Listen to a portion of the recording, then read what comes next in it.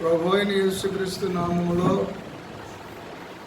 ఈ చింతలంక అనే గ్రామంలో మరి ప్రభు కృపను బట్టి మరి ఎన్నో సంవత్సరాలుగా ఈ గ్రామంలో దేవుని సువార్త ప్రకటిస్తూ దేవుని యొక్క వాక్యము వెళుతూ ఉంది. అందుని బట్టి దేవుని ఎంతగానో స్తుతులు స్తోత్రాలు చెల్లిస్తున్నారు. హల్లెలూయా. ఎలుగెత్తి అందరూ ఒకసారి హల్లెలూయా.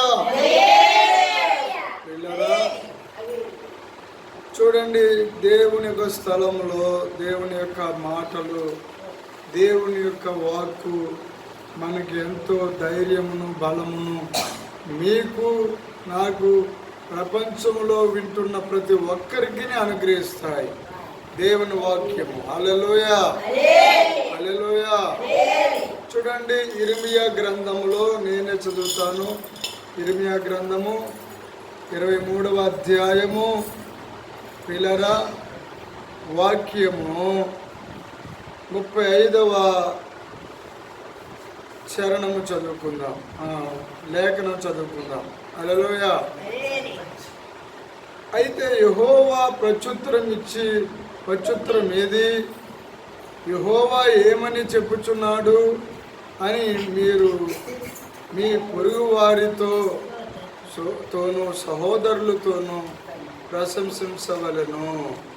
యెహోవా భారమను మాట మీరిక మీదట జ్ఞాపకం చేసుకొనవద్దు.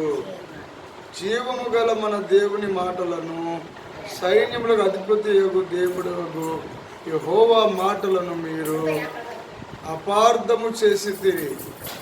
కాగా ఎవని మాట వానికే భారమగును. ప్రియులారా, దేవుని బిడ్డలారా, వాక్యానుసారమైనటువంటి మాటలు వినాలి. చూడండి, అపార్థం చేసుకునే వాళ్ళు ఎక్కువైపోయారు ఈ దినాల్లో. దేవుని వాక్యమును, దేవుని యొక్క సత్యాన్ని ఇర్మియా కాలంలో కూడా మరి ఎంతగానో జీవము గల మన దేవుని మాటలను, వేరే వేరే మాటలు కాదండి, దేవుని మాటలను ఏం చేస్తూ వచ్చారు వాళ్ళు? జ్ఞాపకము చేసుకొనవద్దు. చూడండి, యెహోవా భారమను మాట మీరిక మీదట జ్ఞాపకం చేసుకొనవద్దు. ఎందుకని దేవుడు జీవము గల దేవుని మాటలు, హల్లెలూయా, జీవము గల మన దేవుని మాటలను దేవుడికి గట్టిగా గల్లో చెప్పనమ్మా. దేవాది దేవుడు సైన్యాలకు అధిపతి, సైన్యాలకి అధిపతి. ఏ సైన్యాలకి? దూతలకు, మహాదూతలకు, దేవదూతలకు, కెరూబులకు, అదేవిధంగా పంచభూతాలకి, అదేవిధంగా విశ్వమంతటికి విశ్వాధిపతి, విశ్వనాథుడు మరి ప్రభు అయిన యేసుక్రీస్తు వారిని దేవుని వాక్యానుసారముగా మరి గ్రహించవలసిన వారు ఉన్నారు. మీరు విశ్వసిస్తే దేవుని యందు మీరు నిత్య జీవము కలిగిన వారు అయిపోతారు. హల్లెలూయా, హల్లెలూయా. కానీ కొంతమంది ఏం చేస్తున్నారంటే అపార్థం చేస్తుంది. ఇది చాలా చాలా విచారమైన మాట. హల్లెలూయా. యెహోవా పచ్చుత్తరం ఏది? హల్లెలూయా, హల్లెలూయా, హల్లెలూయా. యెహోవా పచ్చుత్తరం ఏది? చూడండి, అడుగుతున్నారు. చాలా ప్రవక్తయే కానీ, యాజకుడే కానీ, సామాన్యుడే కానీ యెహోవా భారమను మాట ఎత్తువాడు ఎవడైనాను. ఎంతటి మాట అండి! ఇర్మియా గ్రంథంలో ఇర్మియా ప్రవక్త ద్వారా 23వ అధ్యాయములో 34వ వచనములో మాట్లాడుతున్నారు. ఈ దినాలలో మరి అనేక మంది ప్రవక్తలు, అనేక మంది మరి యాజకులు, అనేక మంది మరి యాజకులు ప్రవక్తలే కాకుండా సామాన్యులు కూడా, యెహోవా సామాన్యుడు అంటే పౌరులు, ప్రజలు, సామాన్యులు వీరంతా కలిపి ఏం చేస్తున్నారట?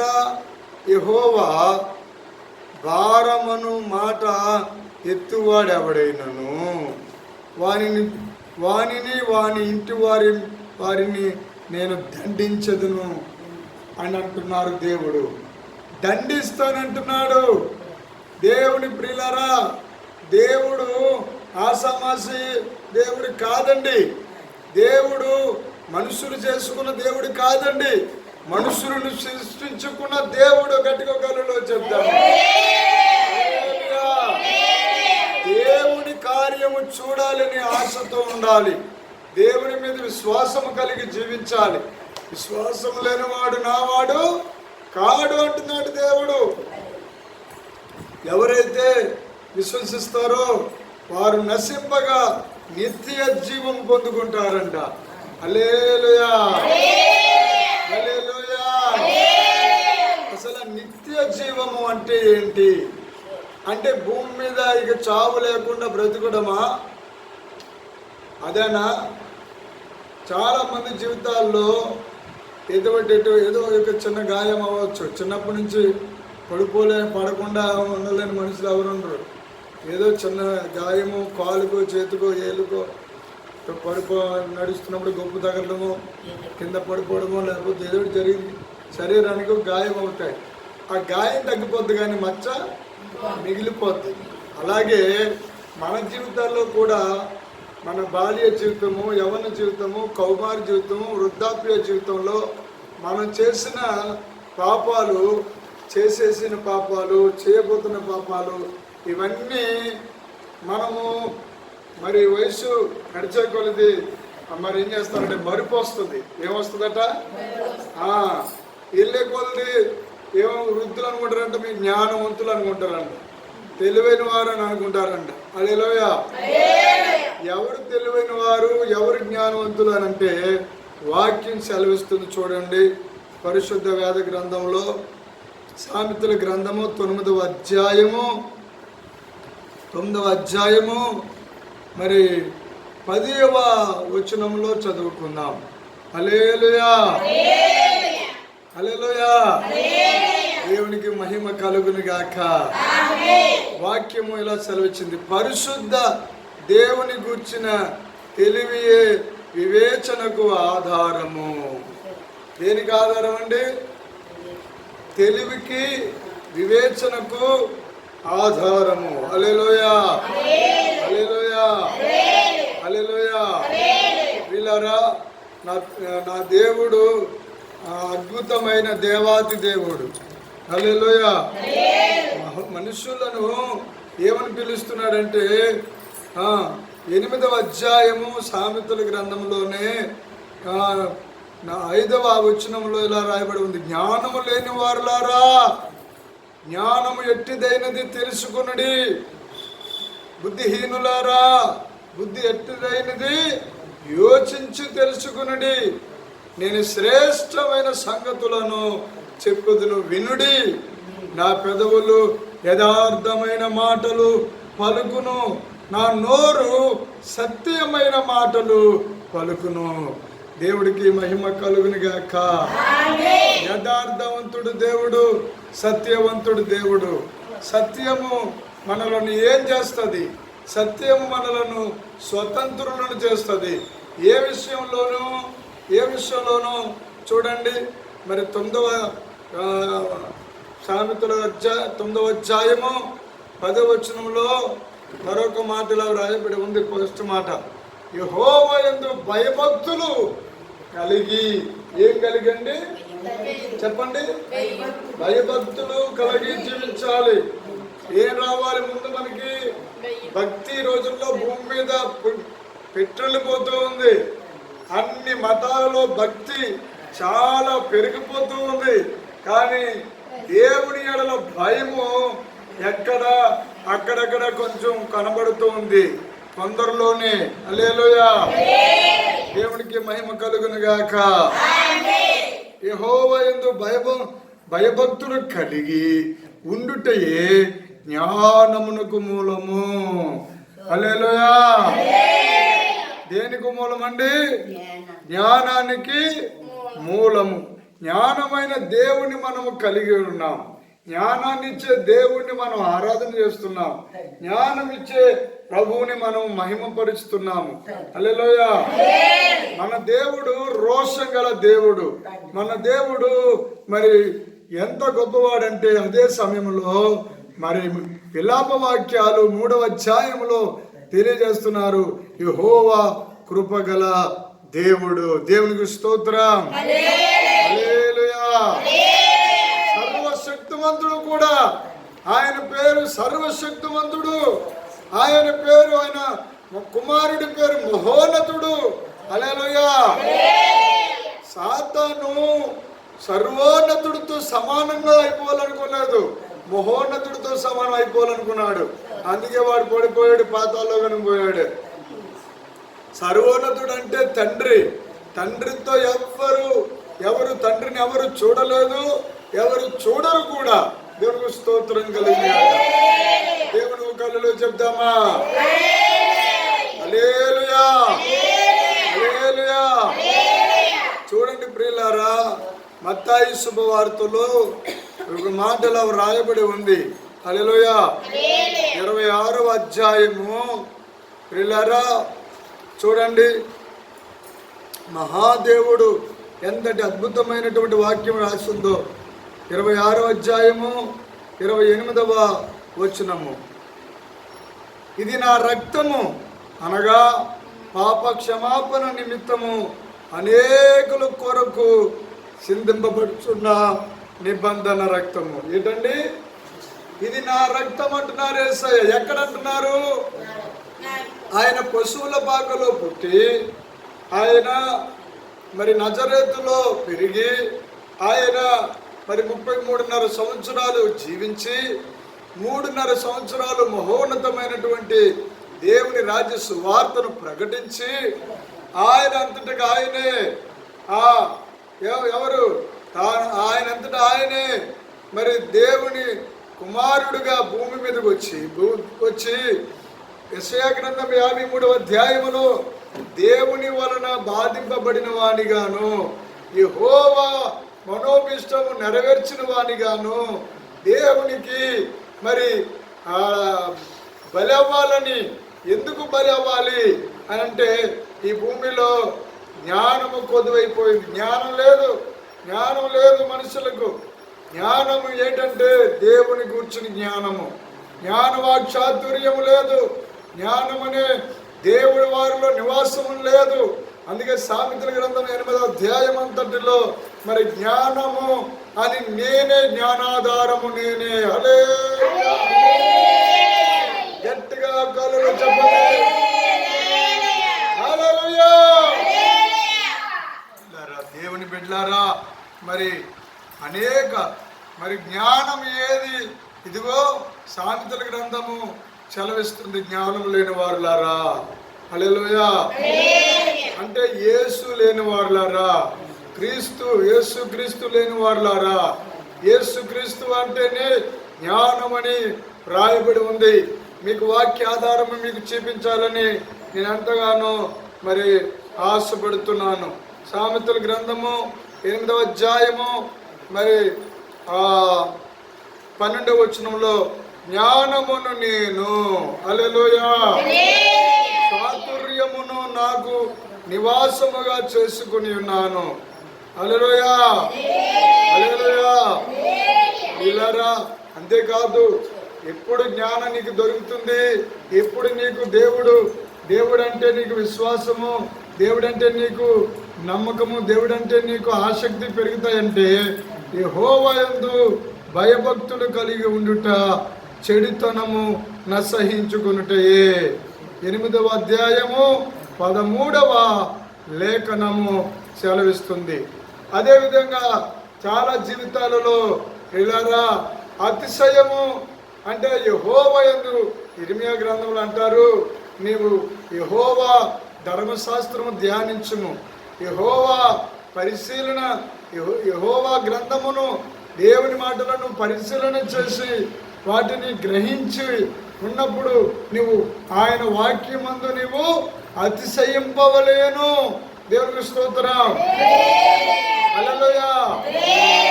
అతిశయం వేరు. నువ్వు అతిశయించేది ఏంటి?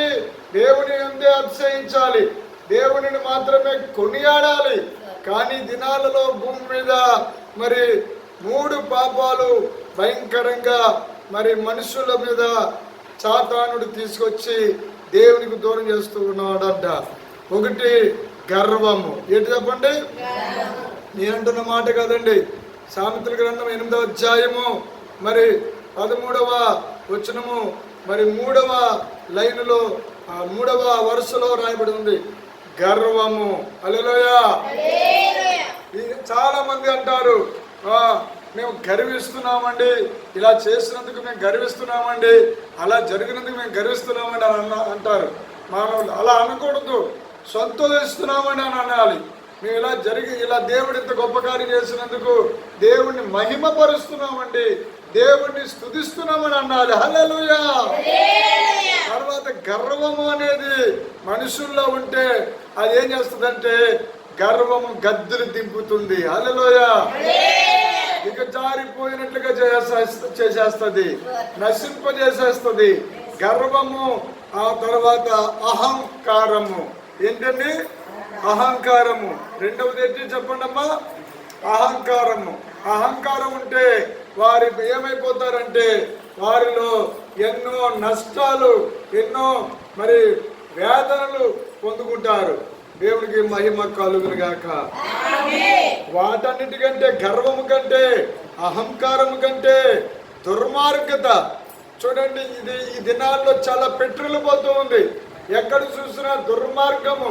అంటే అన్యాయంగా మరి దాడులు జరుగుతున్నాయి, అన్యాయంగా విమర్శిస్తున్నారు, అన్యాయంగా మరి ఎక్కడు నీతిమంతులను. హల్లెలూయా. స్తోత్రం చెప్దామా? నీతిమంతునికి కలుగు ఆపదలు అనేకములు, కానీ వాటన్నిటి నుండి యెహోవా వానిని తప్పించును. దేవుడికి స్తోత్రం కలుగును గాక. హల్లెలూయా.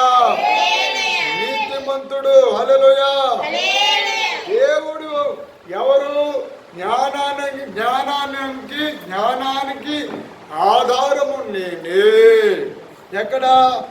అది కూడా ఆయన చెప్తున్నారు. 14వ వచనంలో అది చదివే కంటే ముందు దుర్మార్గత గురించి వివరిస్తాను. హల్లెలూయా. ఇదొక దుర్మార్గం. హల్లెలూయా. దుర్మార్గం అంటే దౌర్జన్యం. మీరు చెప్పండి. ఈరోజు ఎక్కడ చూసినా మరి ఇది ఎందుకు వస్తుందంటే ఈర్ష్య పాతాళం అంత కఠోరమైనది. హల్లెలూయా. ఈర్ష్య ఉంటే అది ఎముకలకు కుళ్ళు అని వాక్యం కూడా స్పష్టంగా మాట్లాడుతూ ఉంది. ఈ దినాల్లో గర్వము ఏలుబడి చేస్తుంది, అహంకారం ఏలుబడి చేస్తుంది, లోకంలో దుర్మార్గత ఏలుబడి చేస్తుంది. అంతేకాదండి, ప్రభువు సన్నిధిలో మరి కుటిలమైన మాటలు. ఏంటండి? కుటిలమైన మాటలు, ఏదో విచిత్రమైన మాటలు. ఈ మాటలు చూడండి. ఇందాక ఉన్న మాటలేంటి? జీవము గల మన దేవుని మాటలు. హల్లెలూయా. ఇర్మియా 23:36వ వచనంలో జీవము గల మన దేవుని మాటలను. ప్రియులారా, దేవుని వాక్యము జీవాన్ని ఇస్తుంది. అందుకే ఆయన అన్నారు, ప్రభు అయిన యేసుక్రీస్తు ప్రభువు వారు అన్నారు, నేనే మార్గమును, నేనే సత్యమును, నేనే జీవమును. నా ద్వారా తప్ప ఏ ఒక్కరును తండ్రి అయిన సర్వోన్నతుడి దగ్గరికి ద్వారము నేనే, మరొక ద్వారము లేదు లేదు లేదు. హల్లెలూయా. సత్యము ఇదే. హల్లెలూయా. యేసు ప్రభు వారే చెప్పారు, నేనే సత్యమును అని. ఇంకెందుకు నువ్వు కొట్లాడేస్తున్నావు, తిరిగేస్తున్నావు, వెతికేస్తున్నావు? స్వయంగా వాక్యమే కదా నీకు మాట్లాడుతూ, వాక్యమై ఉన్న దేవుడు. హల్లెలూయా. ఆ వాక్యాధిపతి మాట్లాడుతున్నాడు, సత్యము నేనని. దేవునికి స్తోత్రం. ఆ వాక్యాధిపతి మాట్లాడుతున్నాడు, మార్గము నేనని. ఆ వాక్యాధిపతి మాట్లాడుతున్నాడు ఏమని? జీవము నేనని. హల్లెలూయా. ఇలారా దేవుని 23:6 చూడండి, ఆ దినములలో యూదా రక్షణ నొందును, ఇశ్రాయేలు నిర్భయముగా నివసించును. హల్లెలూయా, హల్లెలూయా. యూదా అంటే స్తుతించేవారు, యూదా అంటే దేవుని మరి నువ్వు ఘనపరిచేవారు. యూదులు, యూదా అన్న పేరు అర్థం ఏంటంటే స్తుతి చెప్పుట, స్తుతించుట. దేవుడికి స్తోత్రం. హల్లెలూయా. ఇంకేంటి? ఇశ్రాయేలీయులు.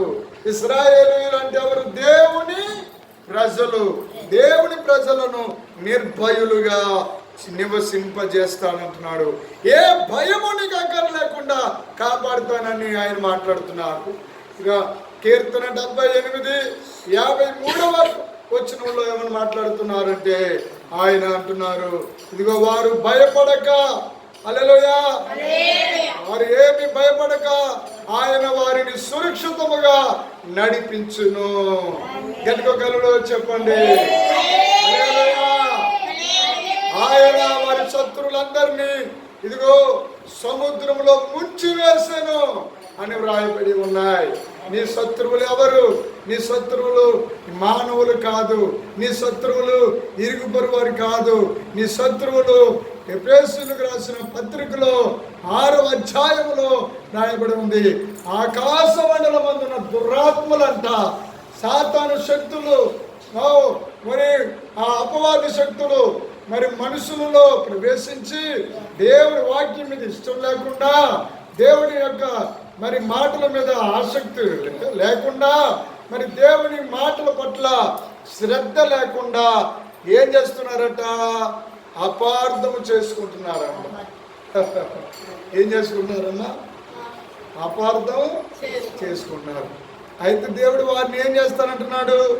దేవుడు దండిస్తానంటున్నాడు. వాక్యంలో స్పష్టంగా రాయబడి ఉంది. హల్లెలూయా. రాసుంది, చదివేనమ్మా, మీకు వినిపించేనా? హల్లెలూయా, హల్లెలూయా. ఎవని మాట వానికే భారమగును, కానీ ఎవని మాట వానికే భారమగును, మీరు అపార్థము చేసితిరి. హల్లెలూయా, హల్లెలూయా, హల్లెలూయా చెప్పండి. హల్లెలూయా.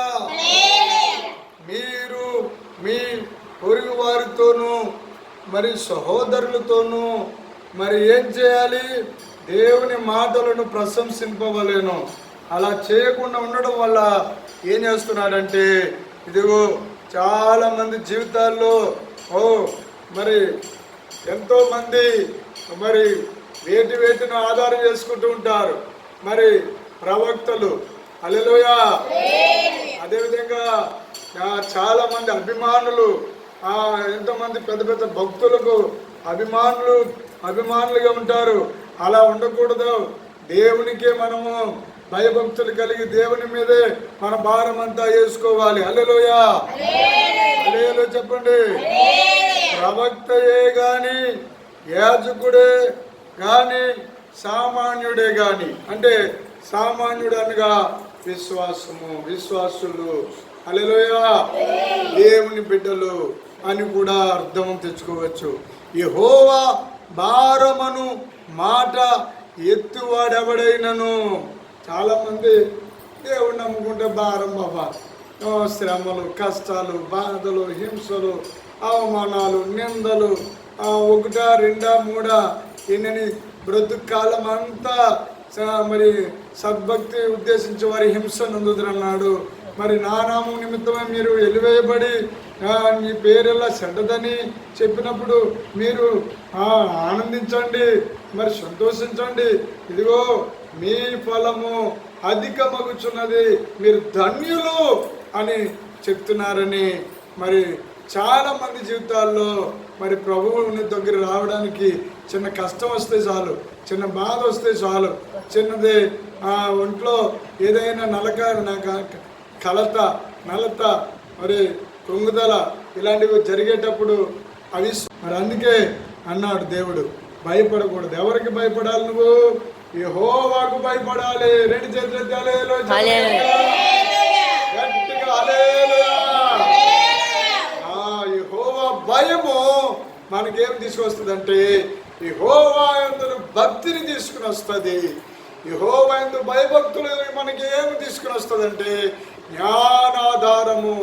నేనే బయలుగా ఉంటారు అని 23 ఇర్మియా గ్రంథంలో రాయబడి ఉంది. అంతేకాదు మరి మాటలలో అలక్ష్యం పెట్టి దేవుని నిర్లక్ష్యం చేస్తే ఏం చేస్తానన్నాడు?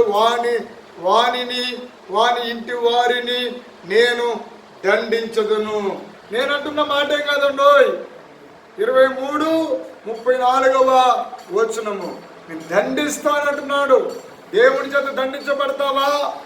లేకపోతే దేవునికి లోబడి ప్రార్థన చేసుకుని నేను పాపినని ఒప్పుకుంటావా? హల్లెలూయా. చాలా మంది జీవితాల్లో ఒప్పుకోవడం అనేది చాలా కష్టమైపోతూ ఉంది ఈ దినాల్లో. హల్లెలూయా, హల్లెలూయా. ప్రభు వాక్యం ఇలా సెలవిచ్చింది 8లో. ఏమని? చూడండి, నన్ను ప్రేమించు వారిని నేను ప్రేమించుచున్నాను, నన్ను జాగ్రత్తగా వెదుకువారు నన్ను కనుగొందురు. కనుగొంటే ఏమొస్తాయండి? ఏమొస్తాయో దేవుడే చెప్పేస్తున్నాడు.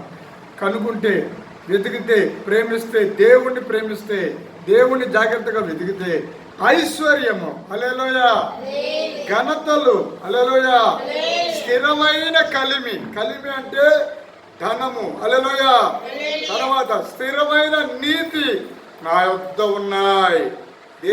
దేవుడి యొద్ద ఉన్నాయంట. హల్లెలూయా. మేలిమి బంగారము కంటేను అపరంజి కంటేను నా వలన కలుగు ఫలము మంచిది. దేవుడికి స్తోత్రం. ప్రశస్తమైన వెండి కంటేను నా వలన కలుగు వచ్చుబడి దొడ్డది. హల్లెలూయా, హల్లెలూయా. నీతి మార్గమందును న్యాయ మార్గము యందును నేను నడుచుచున్నాను. నన్ను ప్రేమించు వారిని ఆస్తికి కర్తలుగా చేయుదును, వారి నిధులను నింపుదును. చప్పట్లు కొట్టి హల్లెలూయా, హల్లెలూయా, ఇంకోసారి హల్లెలూయా. దేవుడి మాటలు దీవించి ఆశీర్వదించునుగాక. దేవుని వాక్యములో ఏం చేయాలి? దేవుని యందు భయభక్తులు కలిగి జ్ఞానాధారమైన యేసయ్యను మనము పూజించాలి, ఆరాధించాలి, ఆయనను కొనియాడాలి, ఆయనకు భయపడాలి, ఆయనకు భక్తి చేయాలి. ఆయన మీద పూర్తిగా ఆధారపడి వారిని దేవుడు ఏం చేస్తానంటున్నారు? ఆయన ఆస్తికి కర్తలుగా చేస్తానంటున్నాడు. అడుక్కుని వారిలాగా చేయడు దేవుడు. హల్లెలూయా, హల్లెలూయా. అనేకులకు ఇచ్చేవారిగా దేవుడు చేస్తాడు. హల్లెలూయా. దేవుడు అంటేనే సర్వశక్తిమంతుడు, దేవుడు అంటేనే ఉన్నవాడు, అనువాడు.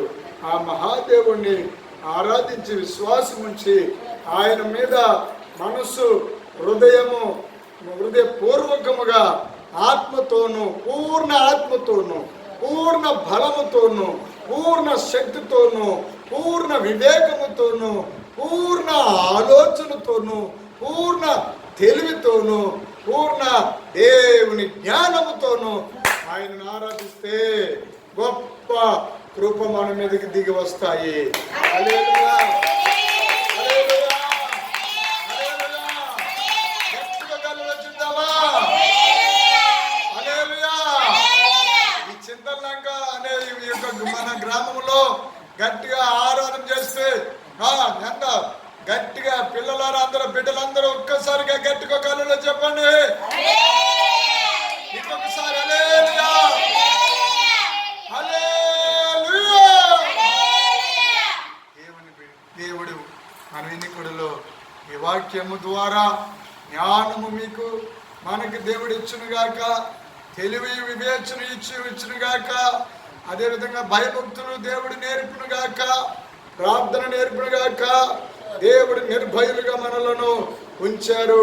కారణం ఏంటంటే ఇదిగో మత్తయి సువార్త 26వ అధ్యాయము 28వ లేఖనములో ఆయన అనేకుల కొరకు ఆయన ఏం చేయబడ్డారంటే పాప క్షమాపణ అనందమ్మా. పాపమును క్షమించడానికి దేవుడు మానవుడిగా వస్తే మానవుడు ఏం చేస్తున్నాడంటే పాపాన్ని కప్పుకుంటున్నాడు.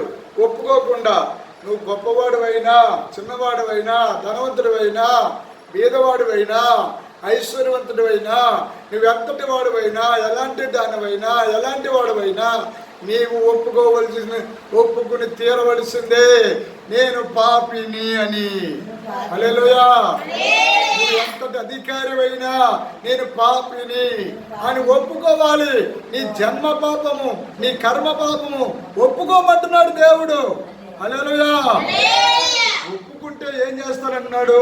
ఆయన రక్తము ద్వారా కడిగి వేస్తానంటున్నాడు. హల్లెలూయా. 28లో నిబంధన రక్తం అని రాస్తుంది.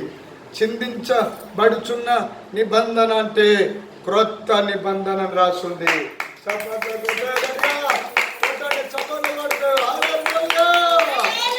క్రొత్త నిబంధన అనగా యేసుక్రీస్తు ప్రభుల వారి యొక్క రక్తము, ఆయన శరీరము. హల్లెలూయా. ఆయన యందు విశ్వాసం ఉంచి మరి నీటిలోనికి వెళ్ళి తండ్రి యొక్కయు కుమారునికయు పరిశుద్ధాత్మ త్రియేక ఏకనామమైన యేసుక్రీస్తు నామములోనికి బాప్తిజము పొందుచు మరి ఉన్నవారికి ఆయన నిశ్చయముగా నిత్యత్వాన్ని అనగా నిత్య జీవమును మరి స్వర్గమును మీకు అనుగ్రహించడానికి ఆయన సిద్ధంగా ఉన్నారు. నువ్వు సిద్ధంగా ఉన్నావా? ఆయన విశ్వసిస్తావా? ఆయన విశ్వాసం ఉంచుకు దేవుడు నిన్ను దీవించి ఆశీర్వదించునుగాక. ఆమేన్. హల్లెలూయా. హల్లెలూయా. ప్రార్థన చేసుకుందాం. పరిశుద్ధము నమ్మకం కలిగిన ఆ ప్రియ పరలోక తండ్రి, నీ ఘనమైన శ్రేష్టమైన ఉన్నతమైన నామానికి వందనాలు చెల్లించుకుంటున్నానయ్యా. నా తండ్రి, ఈ లోకంలో పాపము శాపము దోషము అదేవిధంగా లోకాశ నేత్రాశ శరీరాశ జీవపు డంబము అవి దేవుని నుండి పుట్టినవి కాదవి, అవి అపవాది సంబంధమైనవి. నా తండ్రి, నీ సన్నిధిలో ఆయన జీవము గల దేవుని నోటి మాట బయలుదేరింది ప్రభువా. అయ్యా, ఈ వాక్యము ఎంతమంది అయితే వింటున్నారో వినబోతున్నారో వారందరి జీవితాలలో నీ వెలుగు ప్రసరించి ఆయన నీ రక్షణ వారి జీవితాల్లో పొందుకుని వారి చీకటి బ్రతుకులు వెలుగుమయముగా చేసుకుని వారు దేవా మరణములో నుండి జీవములోనికి దాటి ఉన్నామని చెప్పులాగున కృప చూపమని. ఇదిగో ఆయన అయా చింతలంక ఈ గ్రామములో ప్రభా, ఇదిగో ఈ మందిరము దేవుని బిడ్డలు అయా ఆరాధన పెట్టుకోమని ఇచ్చినటువంటి దేవా ఇదిగో బిడ్డలందరినీ ప్రభా, మరి ముఖ్యంగా కుటుంబస్తులను దేవ ఆశీర్వదించమని కోరుకుంటున్నాను. వచ్చిన సంఘ బిడ్డలందరినీ ఆశీర్వదించమని కోరుకుంటున్నాను. దేవా, సమస్త మహిమ ఘనత ప్రభావములు నా ప్రియుడైన యేసుక్రీస్తు ప్రభుల వారికి మాత్రమే కలుగునుగాక. ఆమేన్. బోలో క్రీస్తు మహారాజుకి, బోలో క్రీస్తు మహారాజుకి, పాపుల రక్షకుడికి, రోగుల వైద్యుడికి, త్వరగా రాబోతున్న యేసయ్యకు